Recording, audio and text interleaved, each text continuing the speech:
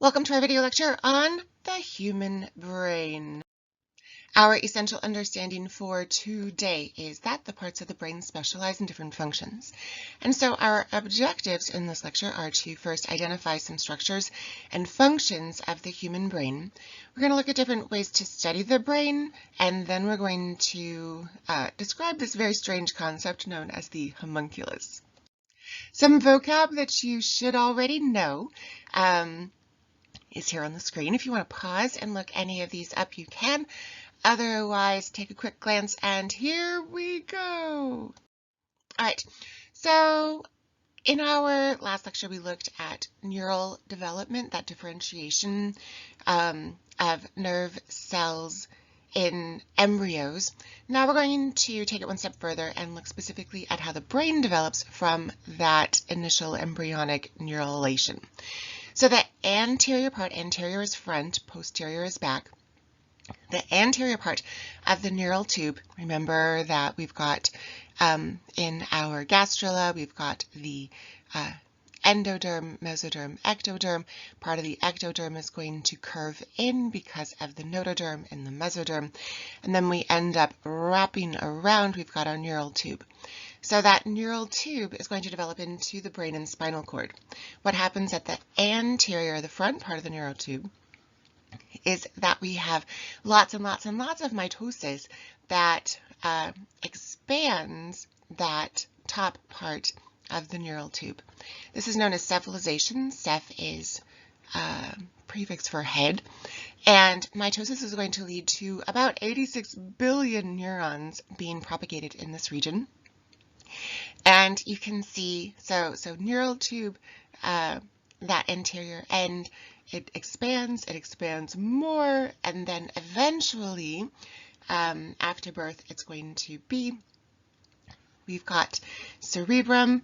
You can see retinas already starting to develop in here. We're going to have some midbrain, some cerebellum, the medulla oblongata that we'll talk a lot about, and then, of course, the spinal cord. Here are big parts of the brain that we need to know. So pituitary gland is here, attached to the hypothalamus. So we tend to call the pituitary gland our master gland, but the hypothalamus actually tells the pituitary gland what to do. The hypothalamus here is the connection between the brain, the nervous system, and the pituitary gland, the endocrine system. Cerebral hemispheres are all of this. Corpus callosum is here. This is what connects the two hemispheres of the brain. We do have two halves of brains, right and left. Corpus callosum connects those two. Cerebellum is here. And then we have the very top of the spinal cord is going to become the brain stem. And this is what we consider to be our, the most ancient part of our brain. So this is just staying alive. And this is going to be medulla oblongata, and then the pons, and then that merges up into the rest of the brain. So this is where things are. Now we're going to look at their jobs a little bit more detailed. So medulla oblongata, and again, that was at the top of the spinal cord. This is just staying alive stuff. So this is autonomic control. We don't think about it. It just happens. Digestion. That peristalsis that happens in your esophagus, the release of the acid into your stomach, peristalsis throughout your small intestine. This is all medulla oblongata. It also is in charge of breathing. So you can hold your breath, but you can't hold your breath for that long because the medulla is going to take over. When you sleep, the medulla makes sure that you continue to breathe. Medulla is also going to control heart rate. So the heart contracts itself. The medulla oblongata can speed up or slow down heart rate, and also arterial muscle. So remember that our arteries, as opposed to veins and capillaries, have very thick muscle. To maintain high pressure throughout our vascular system, the medulla helps to keep that arterial muscle, the muscles of the arteries, contracting to keep your blood flowing. Cerebellum, that was kind of at the back, at the base of the brain. This is unconscious functions. When we talk like muscle memory, this is where that's coming from. So posture and walking, your balance, this is all coming from the cerebellum. Hypothalamus pituitary, mentioned this a little bit on the previous slide. The hypothalamus is that link between the nervous system and the endocrine system. It does make some hormones. It gives those hormones to the pituitary gland, which then does lots of things to initiate processes in the endocrine system. Pituitary gland then therefore is the master gland. And the cerebrum is like our big brain thinking stuff. So this is where our learning, memory, emotions, these all come from our very large cerebrum. These are the big pieces of the brain that you need to know. So take a minute, review these, and then we're going to look at the picture of the brain again. Make sure that you're connecting function to location. So again, here we've got the brain. Cerebral hemisphere, also known as the cerebrum. This is big brain thinking, learning and emotions and memory. Hypothalamus pituitary gland. Hypothalamus is the link between the nervous system and the endocrine system. It tells the pituitary gland what to do. The pituitary gland then tells all the other hormone producing glands what to do. Cerebellum, this is our muscle memory. This is walking and posture and balance. And then medulla oblongata, this is just staying alive. This is breathing and digesting. This is heart rate. Swallowing is here in the medulla oblongata. All right, so how do we even know what these parts of the brains do? It used to be that we only had a few ways to study the brain. So autopsy. So a person would die, and then it would be ethical to dissect their brain, and then we could kind of correlate, oh, look, this part of the brain is gray. I wonder if that's why this person was blind. So we could kind of connect observations of the brain post-death to maybe some conditions that we noticed during life. Not a super great way to study the brain, but sometimes it was all we had. Injury was a super interesting way to study the brain. So we could look at people like PHINEAS GAGE. If you haven't heard of PHINEAS GAGE, this is a crazy story. So he worked on the railroads a long time ago and was pounding some dynamite down into a hole. And the dynamite exploded, and this giant metal rod shot up through his jaw, behind his eye, and then out the top of his head. And so he had this huge hole through his brain. And people were able to study how PHINEAS GAGE changed, what parts of his function went away because of the injury. They were able to correlate that, well, that part of the brain must be in charge of that, since this was the part of the brain that was injured. PHINEAS GAGE also went from being described as a very kind, friendly person to kind of a grouch. And so there was some speculation that the injury caused that, or it might just be that he was annoyed that everyone kept wanting to talk about his brain injury. That might have also made him grouchy. No one knows for sure. And then there's more recently, we've got brain stimulation. So we can zap different parts of the brain and see how the body responds upon that stimulation. If you are interested in neuroscience, these books are amazing. Lots of super cool history of brain science, the beginnings of how we're trying to understand how the brain functions, and then those connections between, this one, connections between brain and soul, brain and heart. So super interesting if you want to read. These are pretty cool. So now an amazing piece of technology that we have is MRI, magnetic resonance imaging. We can also put an F in there for functional magnetic resonance imaging. And basically what we're doing is we're using crazy, crazy strong magnets to cause water molecules to basically be attracted to a magnetic field. And so these water molecules in our bodies will kind of flip because of the magnetic field, and then they flip back, and we can use computers to process how they're flipping back, and then we can make images of different densities based on that magnet flipping water molecules. So here is an MRI of a brain, and these are these are eyeballs. So this is the front of the head, back of the head. And here we can see in the MRI that there's a tumor. So this person was diagnosed with brain cancer from this MRI. This image is functional magnetic resonance imaging. So this one was looking at how the brain responded when the body was doing different movements.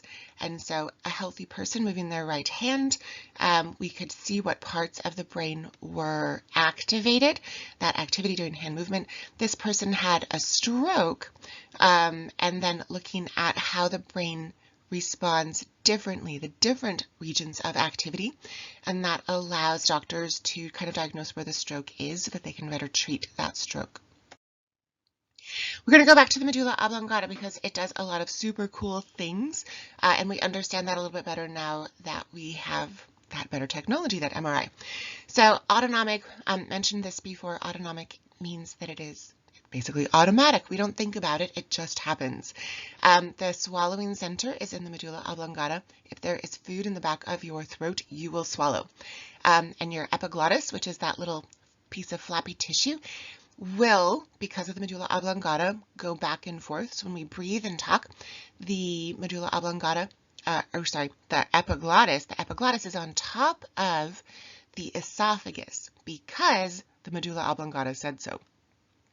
When we swallow, the epiglottis flips to on top of our trachea, which heads to our lungs, so that what we're swallowing goes down our esophagus and not down our trachea. So swallowing center, swallowing reflex, is controlled by medulla oblongata.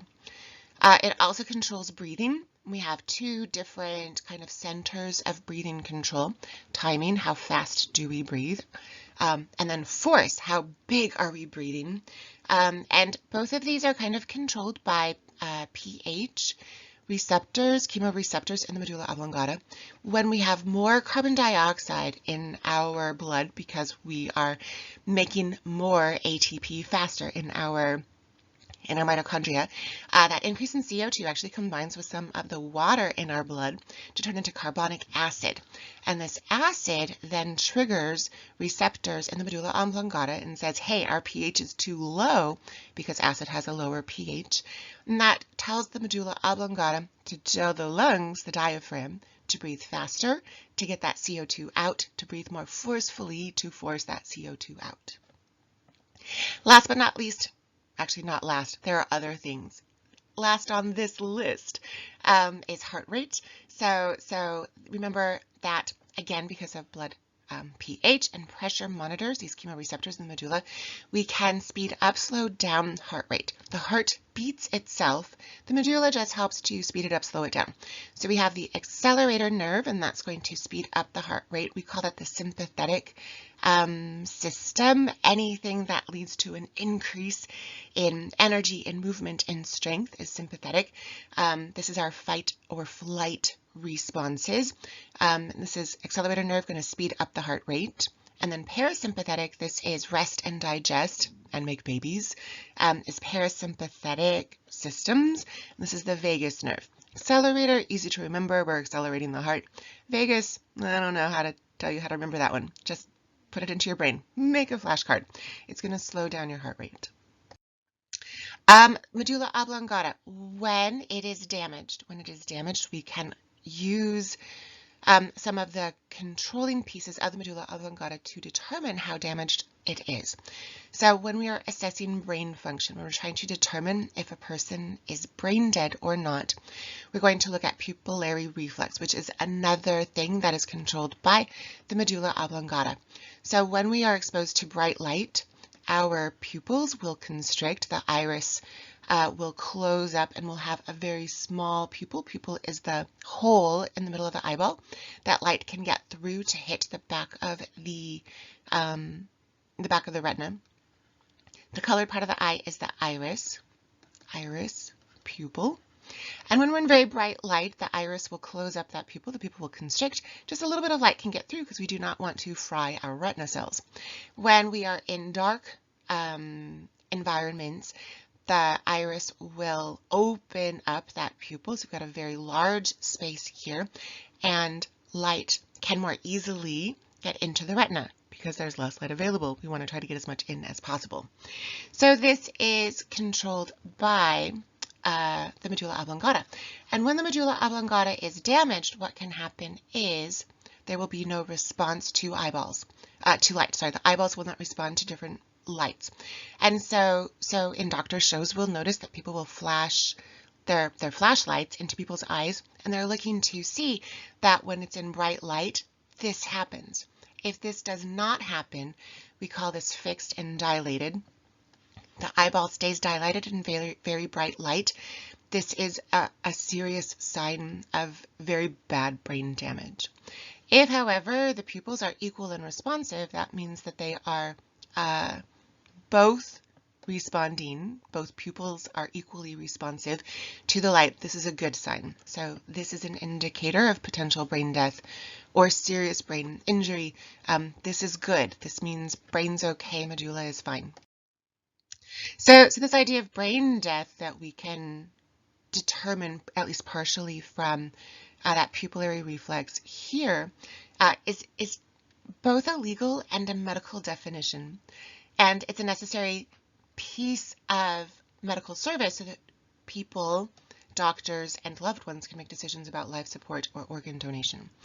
And generally, damage to the medulla oblongata is not fixable. This is not a thing that people can recover from.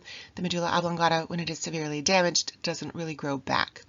People will be in comas, perhaps need to be on ventilators or heart-lung machines, and all of these different treatment options are going to be based on this idea of brain death, which we determine from pupillary reflex and then also from pain reflex. So you'll also notice sometimes in doctor shows when they're checking people, they'll make a fist and run their knuckles on the person's breastbone to see if the person makes a face because that hurts.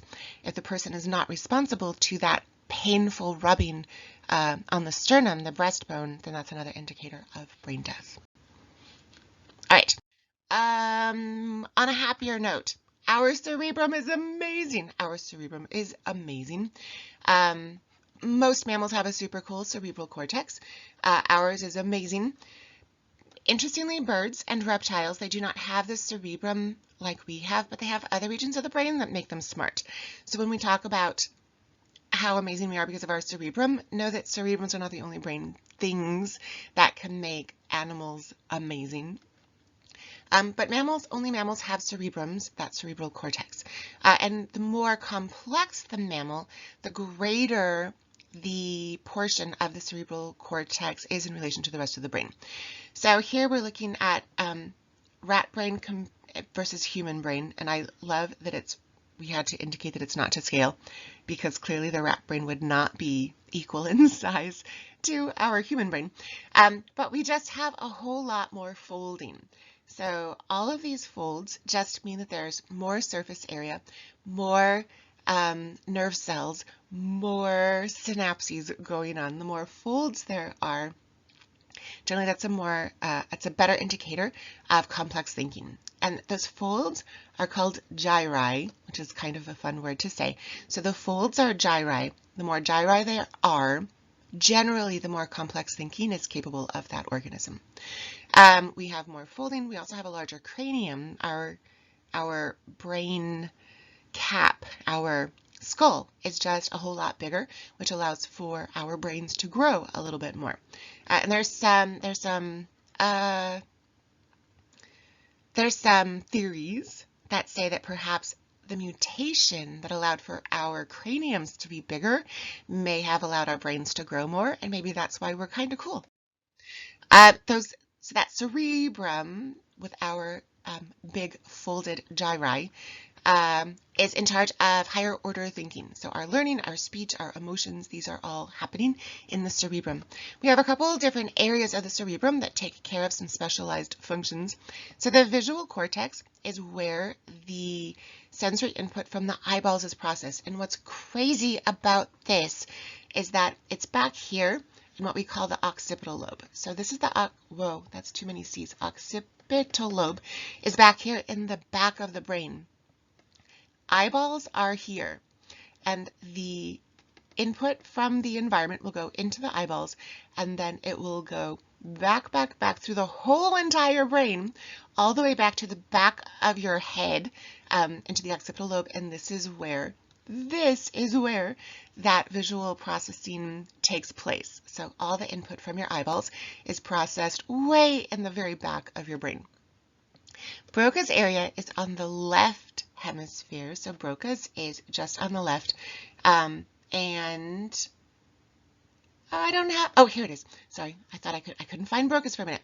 So Broca's is here on the left, and this is where we produce speech. So Broca's area is all about speech production, only on the left side, which is kind of weird, right? We don't have a matching Broca's on the right, only on the left. Also on the left, we have Wernicke's area. Wernicke's area is for hearing processing. So we can hear things over here, process what we're listening to, and then we need to turn on Broca's area to figure out how to respond to what we're hearing. So right now you're listening to me. Wernicke's area is all kinds of crazy sauce activated. And then if you wanted to ask a question, you would have to turn on Broca's area to ask that question. So Wernicke's and Broca, what we hear, and then how we speak. And then we have the nucleus accumbens, which is way down in here. So this is nucleus accumbens. This guy is the pleasure center. This is all about dopamine, and what makes us happy, what makes us feel good, and this is also how we get addicted to either drugs or sports or cheesecake, whatever it is, sugar. I definitely have an issue with sugar. And these addictions come because the nucleus accumbens, when you get that sugar rush, it releases all that dopamine, and you're like, oh, sugar makes me happy, I want more sugar, and then you make more dopamine, but then your brain wants more dopamine, and it's all because this pesky nucleus accumbens. So this is pleasure center, that big dopamine release that makes us feel so good. So looking a little bit more at the cerebral hemisphere, the hemispheres and these different lobes. So I mentioned occipital lobe earlier. This is where we have the visual cortex, where we interpret what we see. This is the front. Eyeballs are here again, and your nose and your mouth. These are all up here. So occipital lobe is in the back of your head. This is going to be your visual cortex. Here we have the parietal lobe. This is all about touch, and then sensory discrimination. How do we know what we feel? Is it feeling hot? Is it feeling cold? The frontal lobe is going to be all about motor control. So here, what do we feel? And then here, what do I do about what I feel? Broca's is up here in the frontal lobe, and then also that prefrontal cortex. You've probably heard that phrase before because you're teenagers and we talk a lot about your prefrontal cortexes have not been fully developed yet. This is where we solve problems. And so if sometimes you wonder why you did a thing that maybe wasn't the best choice, my friends, your prefrontal cortex is not yet fully developed, and won't be until you're like 25. And yet we're like, go drive cars and fight wars, and but also I believe in you. So make your good choices. And then we've got the temporal lobe that's here kind of by the ears. Interestingly, this is where we process hearing, which is good because it's right next to the ears.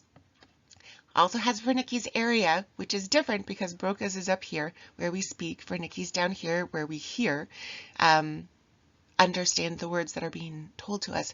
And then interestingly, also long-term memory is back here in the temporal lobe. And then of course down here we've got our medulla oblongata in the brainstem. These are all of our staying alive functions. And then cerebellum, muscle memory, balance, coordination stuff is going on there. So this idea of the homunculus is our one of our last little ideas of the day. So the homunculus of the cortex of the cerebrum, what people have done in order to visually show the different regions of the cortex is we've drawn these homunculi. So this is a homunculus. This is a homunculus. This is our motor homunculus. So this region of our frontal cortex is what helps to control movement of different things. And different pieces of the cortex control different parts of our body. And so this, let me actually erase all that because that's big messy. So this little strip of brain has been redrawn here. And it's showing us that this part of the cerebral cortex controls our feet, and this part controls our hands, and this big part controls our tongue. And things are drawn in relation to how much brain tissue there is to control it. So you can see that we have a lot of tongue here because we have a lot of brain tissue that helps us control our tongues because they do so many amazing things. Same with the nose. The nose is pretty big on the picture because the nose gets a lot of brain tissue. The hand is ginormous because we use so much energy and brain power, literally brain tissue, to control our hands. On this side, it's a similar idea, but instead of controlling, now it's how we're receiving input from our senses. So this, all of this part of the, this slice of the cortex is going to receive information from the feet. All of this is just feet. All of this, so much brain tissue is related to receiving input from hands. So all the things that you feel and touch and sense with your fingers and your hand, all that information, it has to take up a whole lot of space in your brain. So that's hand, and then of course we've got lots of tongue and lots of nose, and now we've got an ear. Notice there's no ear over here because we don't really move our ears, but here we've got a big chunk of brain tissue that is related to receiving information from the ear, from the tongue, from the nose.